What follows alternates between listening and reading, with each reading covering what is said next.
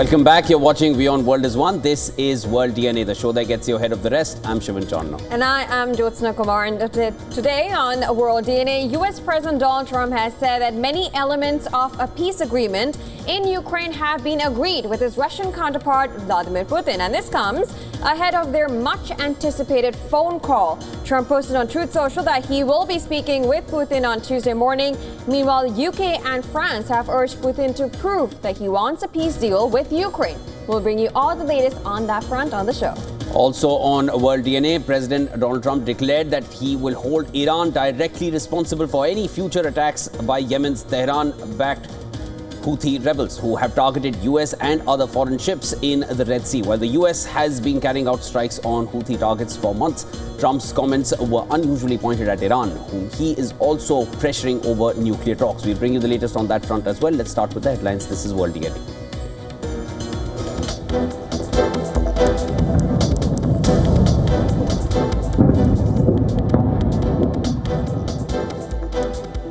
More than 34 people killed in Israel's extensive strikes on the Gaza Strip after Hamas's repeated refusal to release hostages as ceasefire negotiations stall.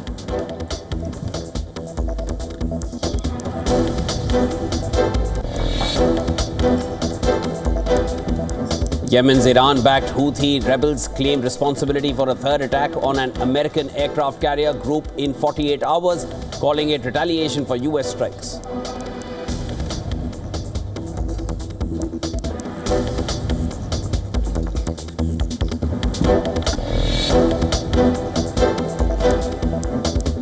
Donald Trump declares he will hold Iran directly responsible for any future attacks by Yemen's Houthi rebels on U.S. and other foreign ships in the Red Sea. Houthi media reports new U.S. strikes on Yemen.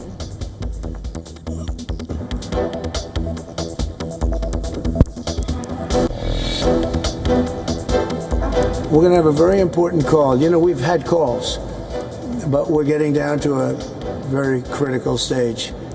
And we want to get the whole Russia-Ukraine thing done. US President Donald Trump and Russian President Vladimir Putin are set to speak over a phone call today to discuss ending the war in Ukraine. Trump says many elements of a peace agreement have already been agreed with Putin.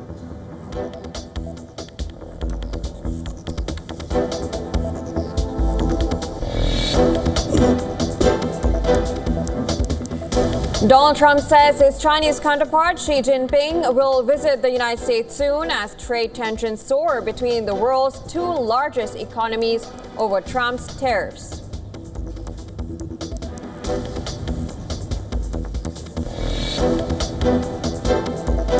They're disrespectful, they're not helpful, and they need to stop before, and they will have to stop before we sit down and have a conversation about our broader partnership with the United States. Canadian Prime Minister Mark Carney says US President must stop making disrespectful comments about Canada before the two countries can start serious talks about future ties.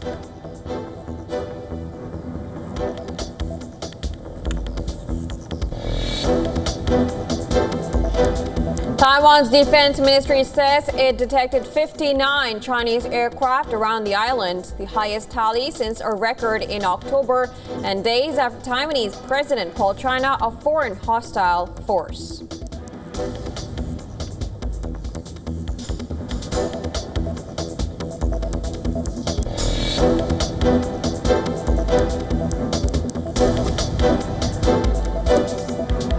After more than 9 months aboard the International Space Station, NASA astronauts Sunita Williams and Butch Wilmore are set to depart for Earth today.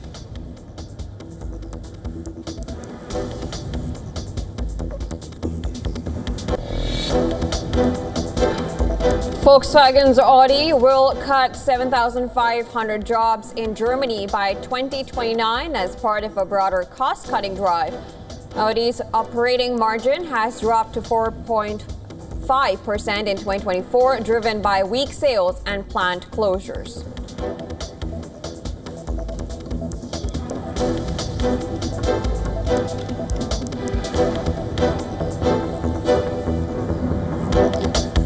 US President Donald Trump says that many elements of a peace agreement in Ukraine have been agreed with his Russian counterpart Vladimir Putin.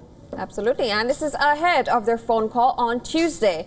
In a post on social media, Trump, however, acknowledged that much remains to be worked upon. The U.S. president wrote each week brings 2,500 soldiers' deaths from both sides, highlighting the need for the war to end now.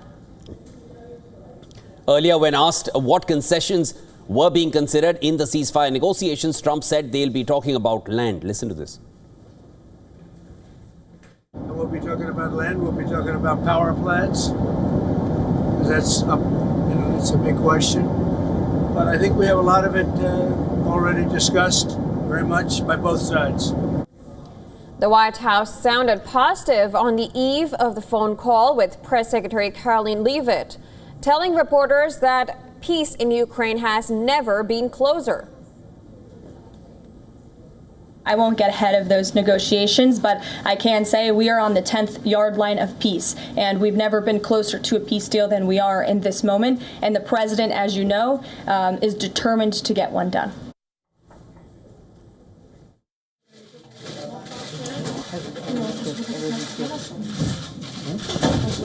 When asked as to what the talks might cover, Leavitt also said a discussion over a power plant on the border of Russia and Ukraine was likely. The facility is most likely the Zaporizhzhia nuclear power plant, which is the largest in Europe. It has been occupied by Russian forces since March 2022, and fears of a nuclear accident have persisted due to fighting in the area. There's a power plant that is on the border of Russia and Ukraine that was up for discussion with the Ukrainians, and he will address it in his call with Putin tomorrow. The Kremlin, on the other hand, declined to comment on what the leaders would be discussing, with spokesperson Dmitry Peskov saying, "We never do that." Ahead of the phone call, Ukrainian President Zelensky accused Putin of prolonging the war. In his nightly address, Zelensky said that the proposal could have been implemented long ago, adding that every day in wartime means human lives. Zelensky's statement comes as the UK and France have urged Putin to prove he wants a peace deal with Ukraine. French President Emmanuel Macron lauded the courage of Ukraine in agreeing to a ceasefire proposal and challenged Russia to do the same. Now, UK Prime Minister Keir Starmer said now is the moment to keep driving towards the outcome everyone wants to see. Their statements come as military chiefs of about 30 countries are all set to hold fresh operational planning meetings in London to game out how they would commit peacekeeping troops to a post-war Ukraine. And this, even as things remain tense on the battlefield. On Monday, Russia claimed its forces have captured Stepov, a village in Ukraine's southern Zaporizhzhia region, although open-source battlefield maps show it outside Moscow's control. Russia is all pumped up since its forces ousted Ukrainian troops from the Kursk region. Moscow last week retook the main town that Ukraine seized in its summer 2024 incursion, Sudzha, and swathes of areas around it as well. Russia has said that it has moved several hundred civilians that were previously trapped in Kiev-held areas.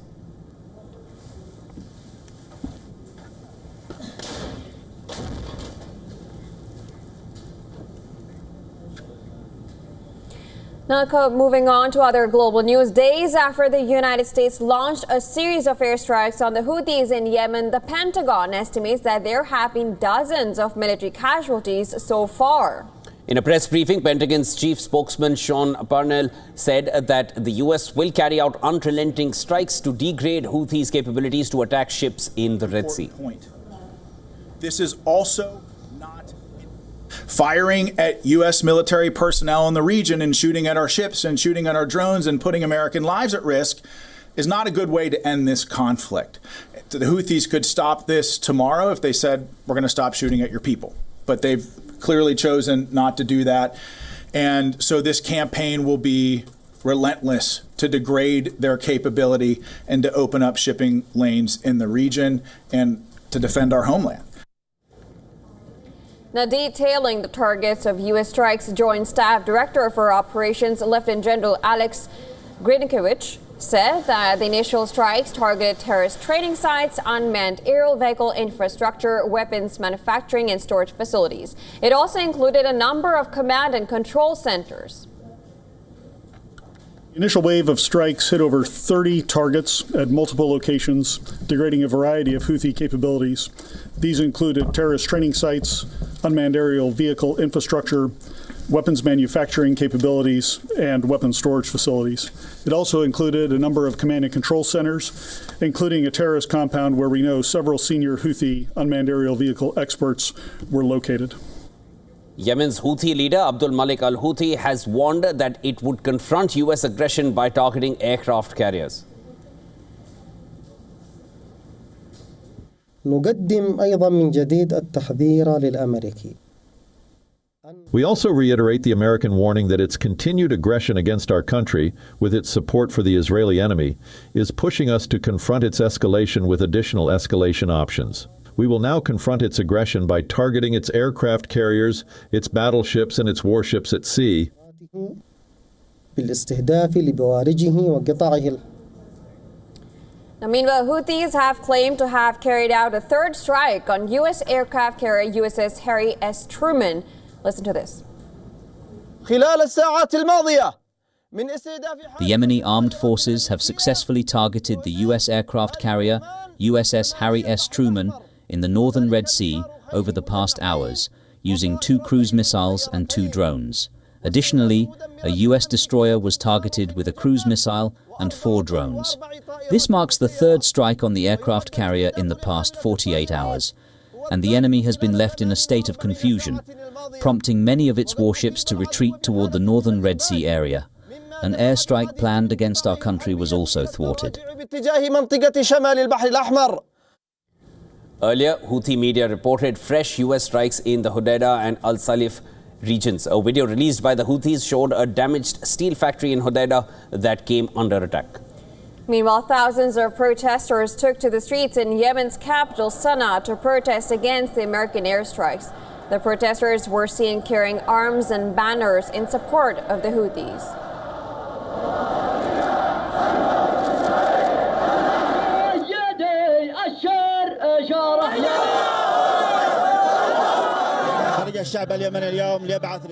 The Yemeni people took to the streets today to send a comprehensive message to the American army and Trump regarding American and Israeli arrogance, that Yemeni people are steadfast and the American strikes will not affect them. We support all the escalation steps taken by the leader, Abdul Malik Badr al-Din al-Houthi, that victory is for Yemen.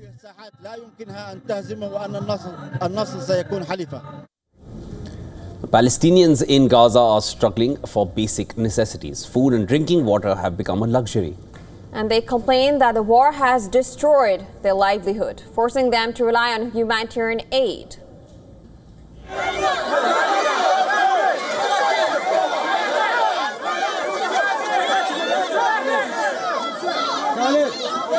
Palestinians living in the Jabalia refugee camp in northern Gaza Strip's Beit Laia region gather to receive food from NGOs. Women and children carry their pots to get food, fill buckets with drinking water. Aid workers complain facing difficulties in providing food to camps.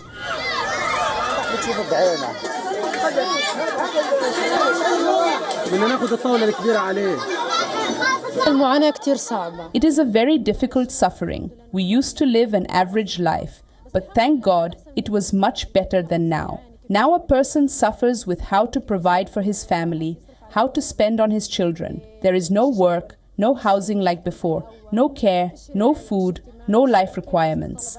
Even simple things like vegetables and fruit are no longer available. The simplest things that were in our lives are no longer there. On March 2nd, Israel blocked all goods to Gaza in a bid to pressure Hamas into accepting an extension of the current ceasefire stage, as well as releasing hostages sooner. Israel also aims to reinforce Israeli oversight of aid by establishing logistics centers linked to the army and reinforce tighter control over the humanitarian supply chain. The Israeli military confirmed that it launched airstrikes in central and southern Gaza targeting militants who were attempting to plant explosives near Israeli forces stationed in the territory. According to the Israeli military, one strike hit 3 militants in central Gaza while another targeted several militants in southern Gaza's Rafah.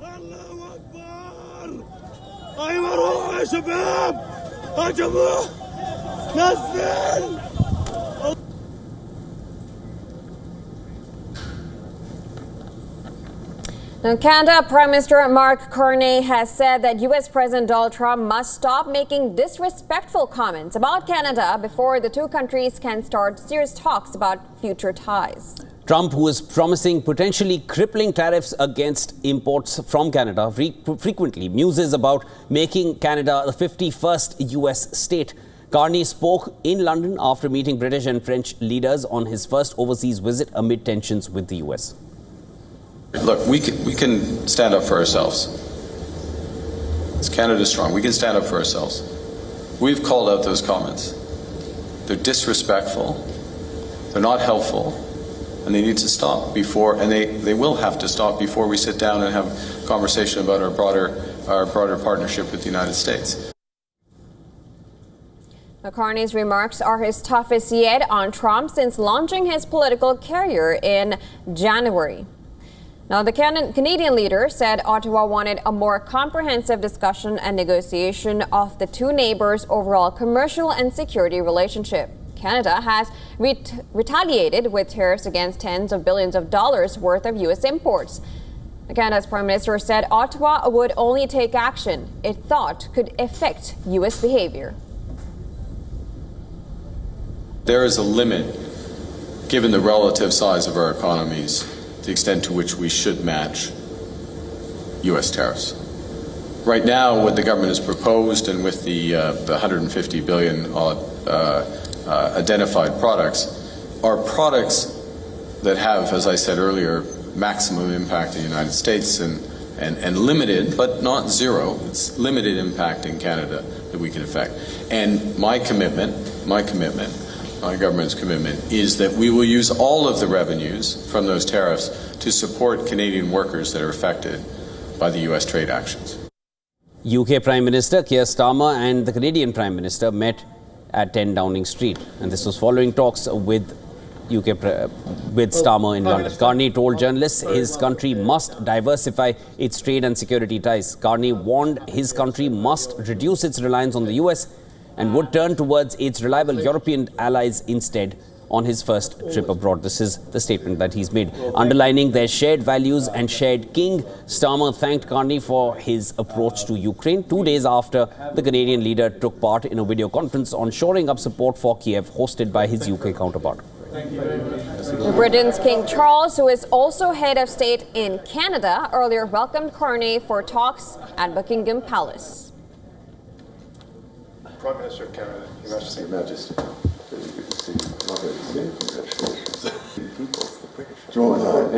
I'm not of that rank. Well, anyway. Carney travelled to the British capital after meeting France's President Macron at the Élysée Palace in Paris.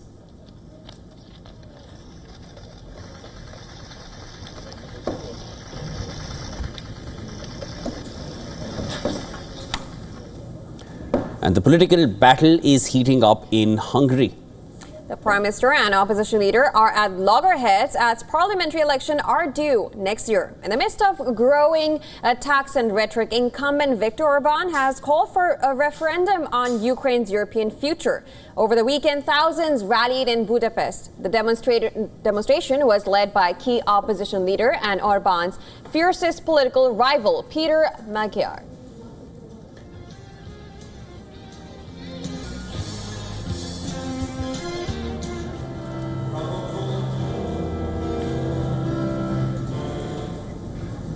Once a key ally of Orban, Magyar defected and built an opposition movement to take his friend-turned-foe down. Hungary's stance on the Ukraine war and the country's internal corruption issues are the basis of Magyar's challenge to Orban. We ask for a real alliance a real authorization from all Hungarians, not only a change of government, but also a real change of regime. Hungary wants to live again. Spring is coming, the spring of the Hungarians, and together we will put an end to the winter of Orbán. Véget vetünk az Orbán télnek.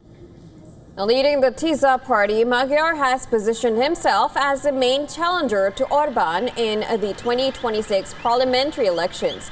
But the incumbent prime minister appears to have other plans to clamp down opposition's rallies and demonstrations.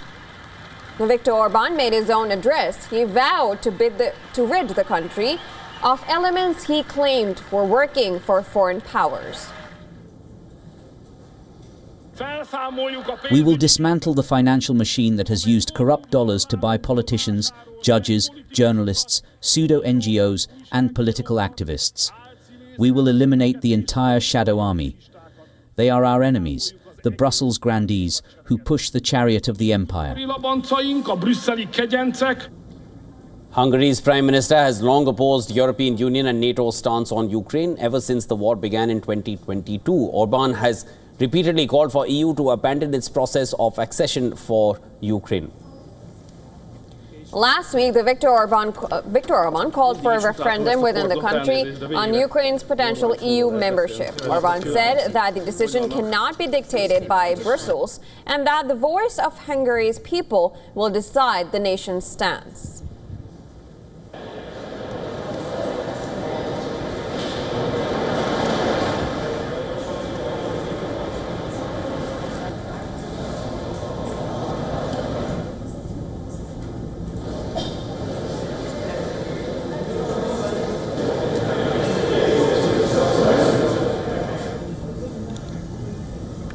Now, amid soaring diplomatic tensions between South Africa and the U.S., the White House has given an ultimatum until Friday to the South African envoy, Ebrahim Rasool, to leave the U.S. And this is after the U.S. Secretary of State Marco Rubio called Ebrahim Rasool, quote-unquote, a race-baiting politician who hates America and President Trump.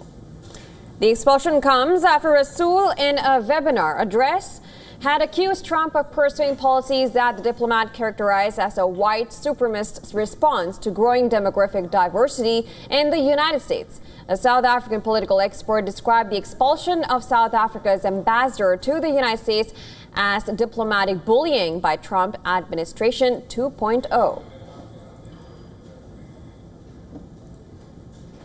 That's the signal that they will be bullies, they will get away with it, they will throw out an ambassador for simply being honest. All of the continent should stand up against this bullying. Meanwhile, the South African President Cyril Ramaphosa has exuded confidence that US remains a top priority for South Africa despite the challenges. Ramaphosa stated that engagements with the US are currently ongoing. Tensions between the two countries have flared up since the time President Cyril Ramaphosa signed the contentious Expropriation Act into law. Last month, Trump signed an executive order halting funding to South Africa. The Trump administration had criticized the South African government of pursuing anti-white policies and supporting Hamas and Iran. The latest move by Trump is being seen as a clampdown on Trump's critics and supporters of Hamas group.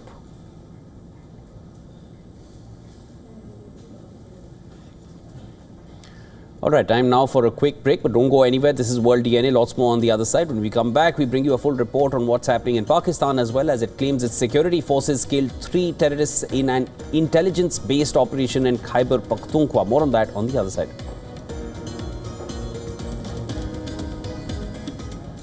Also, on the other side, the Prime Minister Modi government has approved the Chandrayaan 5 mission that is set for launch in the next 2 to 3 years. This in a major step towards India's goal of carrying out a human landing on Moon by 2040. More about that on the other side. Stay tuned.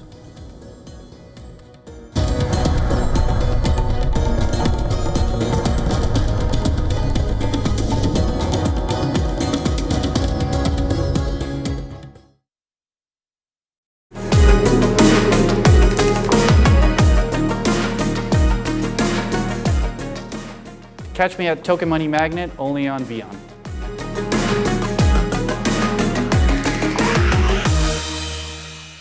Yo One Health Resort is unique, the only one of its kind. Experience the 4 paths of natural wellness: yoga, Ayurveda, acupuncture, and naturopathy.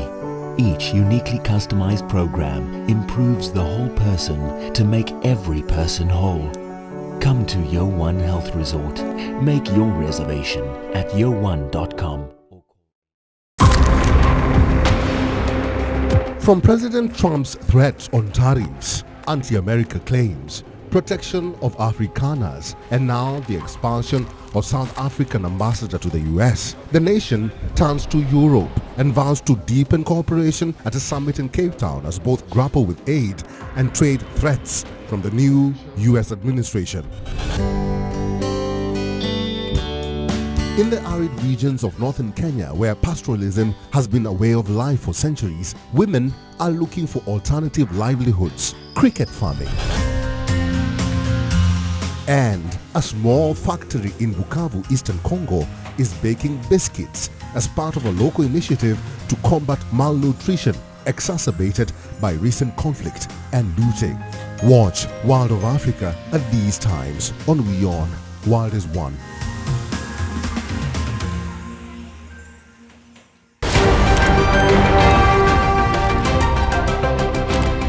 Ready to dive into your daily dose of news? Bringing you what's trending in the West and all that's setting trends in the East. And all of this served up with a side of insightful banter. We don't just bring you the latest stories. We bring you your talking points for the day. And while you do that, from the busy streets of New York, I will provide you with deeper insights on the developments through the course of the day in the U.S. The show that keeps you ahead of the global curve. A conversation you'd want to be a part of. A place where news becomes an engaging exchange. We bring you stories that impact your present. This is World DNA. Join the conversation.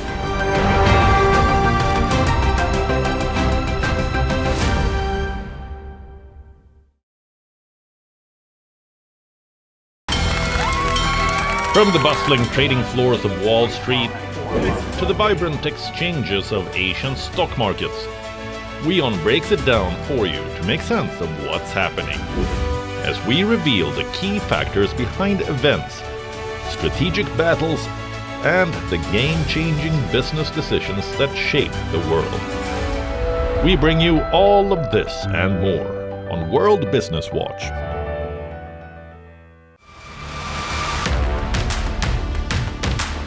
Imagine a world where owning your dream asset is just a click away, where wealth is no longer exclusive to the few. Tokenization, the game changer, transforming assets into digital opportunities. A revolutionary technology opening doors to a new era of investment.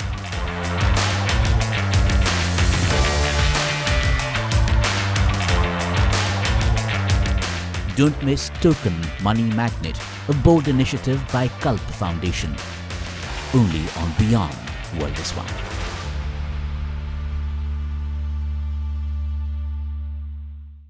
WION, India's global voice, the channel that brings you the biggest stories from across the world through India's lens. Now available in more than 190 countries worldwide, because we believe that the world is one. Watch us in Africa, Europe, USA and Canada, South America, Asia Pacific, Middle East and North African regions. Also available on these digital platforms across the world. WION. World is One. The Earth is sending distress signals. Wildfires, droughts, and melting glaciers. Can we reverse the damage? Explore the harrowing effects of climate change. It's a wake-up call. Global emergency.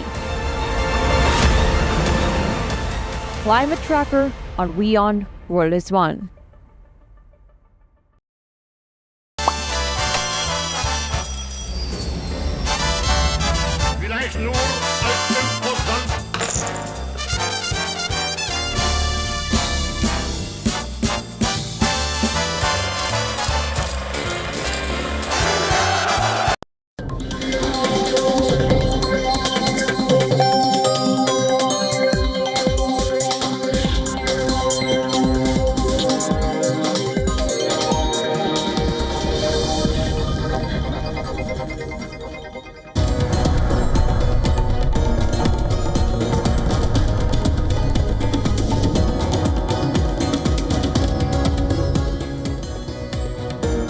Welcome back, viewers. You're watching World DNA, the show that gets you ahead of the rest with Jyotsna, and I'm Shivan. Lots more on this side of the show as well. Let's start with the headlines.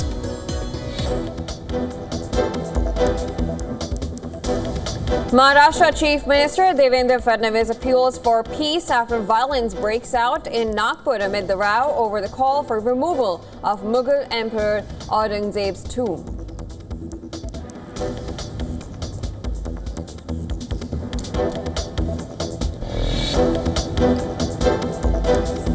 Security forces killed 3 terrorists during an intelligence-based operation in Pakistan's northwestern province of Khyber Pakhtunkhwa. Weapons and ammunition also recovered from the terrorists.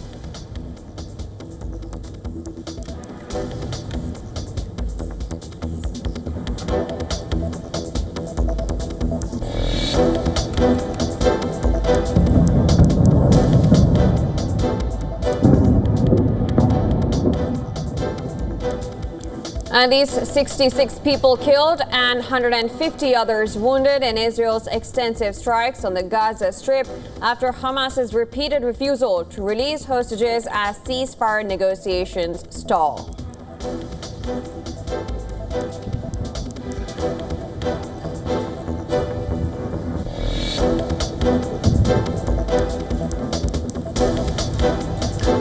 Yemen's Iran-backed Houthi rebels claimed responsibility for a third attack on an American aircraft carrier group in 48 hours, calling it retaliation for U.S. strikes.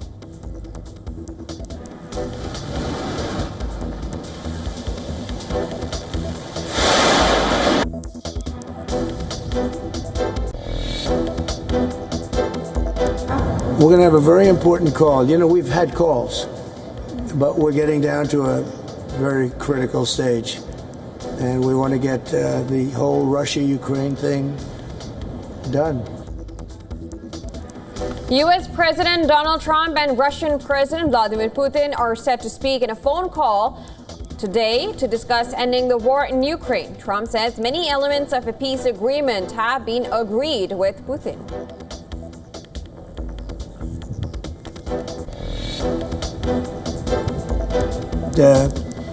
The head of China coming in to top people right underneath President Xi, and he'll be coming in the not-too-distant future. Trump says his Chinese counterpart Xi Jinping will visit the U.S. soon as trade tensions soar between the world's 2 largest economies over Trump's tariffs.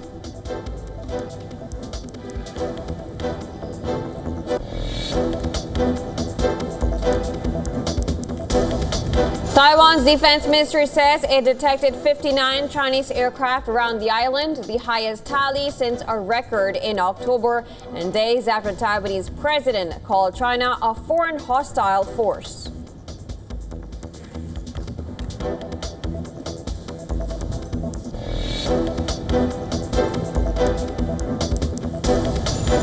After more than 9 months aboard the International Space Station, NASA astronauts Sunita Williams and Butch Wilmore are set to depart for Earth today.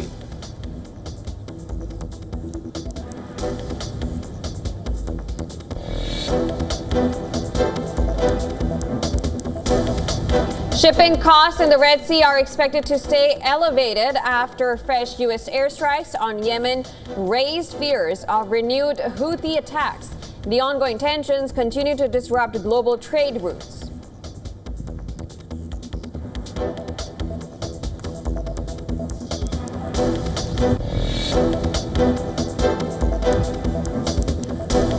Iga Swiatek responds to critics who labelled her hysterical following an outburst when she nearly hit a ball boy. The poll expresses remorse and details the emotional toll of past 6 months, which included a doping ban in a long social media post.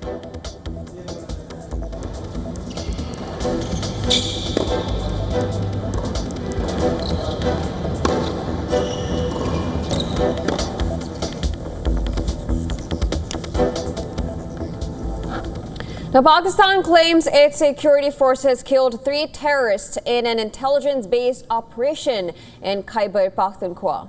In a statement, the Inter-Services Public Relations ISPR said the operation was conducted in the Tor Dara area of Khyber district on the reported presence of terrorists. The ISPR further said that during the operation, 3 terrorists were killed, adding that the killed terrorists were involved in numerous activities in this area. Pakistan is witnessing a sharp increase in terror attacks since January 2025, and Khyber Pakhtunkhwa remains the most affected province, followed by Balochistan. And this is according to the latest data released by the Pakistan Institute for Conflict and Security Studies, which is a think tank. In the past 2 days, there have been attempted attacks at several police stations in Khyber Pakhtunkhwa province. Now, if we speak of Balochistan, on Sunday, at least 11 people were killed and 21 were injured in a suicide bomb attack. Out of those 11, 9 were security forces personnel, and this was targeting a convoy of Pakistan Army in Noshki district where this attack took place. The attack came just days after the Jafar Express hijack, according to the Pakistan authorities. The attack on the train carrying over 450 people ended with all 33 militants being killed in a 30-hour siege, according to Pakistani officials. Now, the militants killed 21 hostages before they were eliminated by security forces. All other passengers were rescued.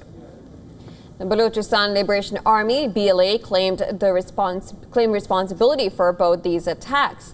The Parliamentary Panel on National Security has called a meeting to discuss the issue of terror attacks in Balochistan and Khyber Pakhtunkhwa. National Assembly Speaker Sardar Ayaz Sadiq said that the meeting will take place at 11 a.m. local time at the Parliament House in the National Assembly today. It will be attended by parliamentary leaders from all the political parties, including the Pakistan Tehreek-e-Insaf.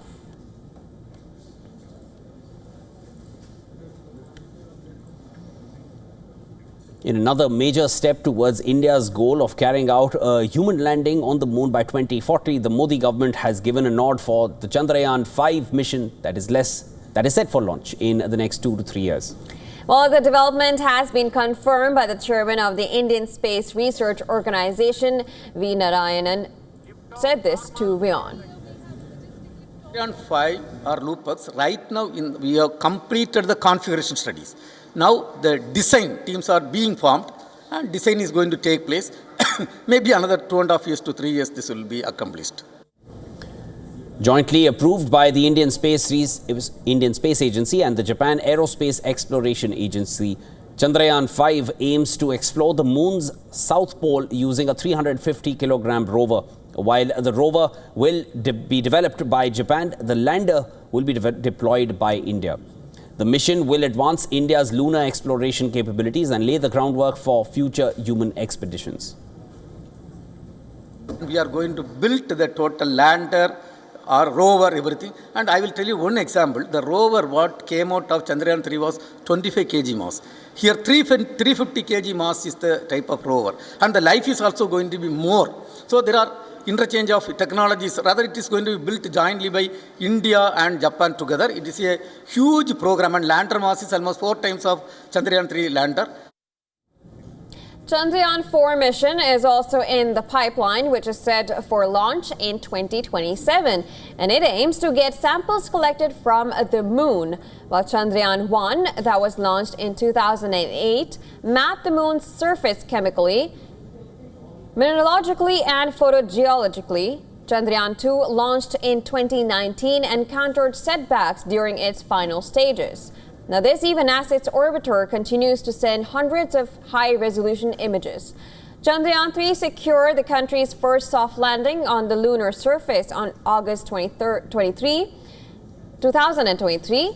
Now, with this feat, India became the 4th country to achieve a soft landing on the lunar surface after the United States, Russia, and China.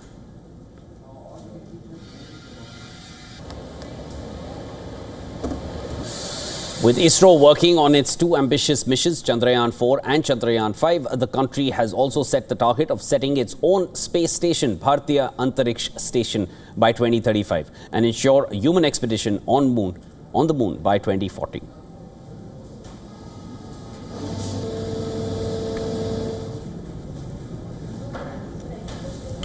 All right, moving on. The Philippines is witnessing multiple rallies and protests ever since ex-President Rodrigo Duterte was put on trial at the International Criminal Court. Over the weekend, several rallies were held in Manila. Human rights activists and protesters raised demands for the country to rejoin the ICC. Demonstrators urged authorities to revoke their 2019 exit after the ICC arrested Duterte on charges of murder amounting to crimes against humanity.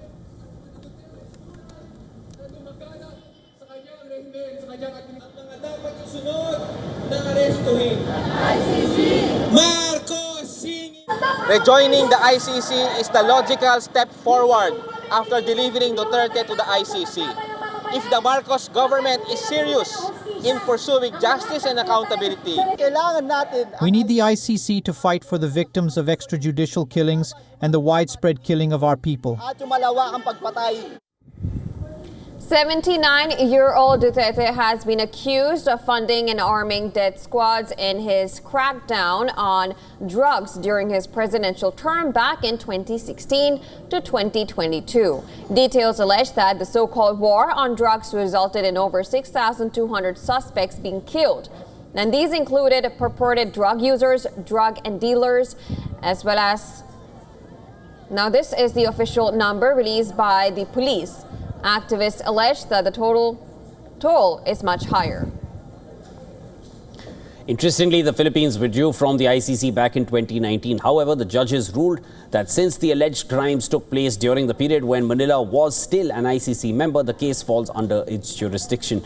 The development has since divided Filipino society. In Manila, thousands also rallied in support of the ex-president on trial. Duterte supporters urged that he be released and called the ICC case external influence on matters concerning the Philippines.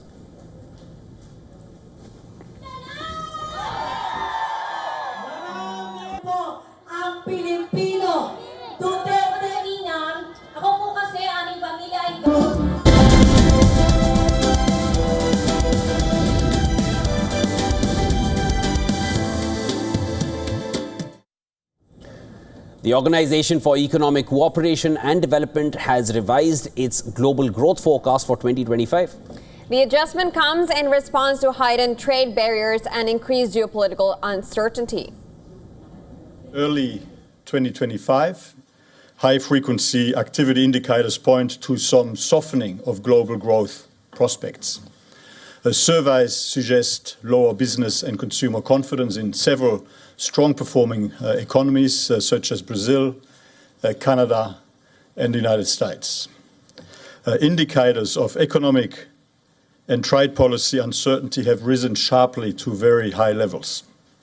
Inflationary pressures persist, and recent inflation rates rose in 20 among 37 OECD and selected other economies with available data.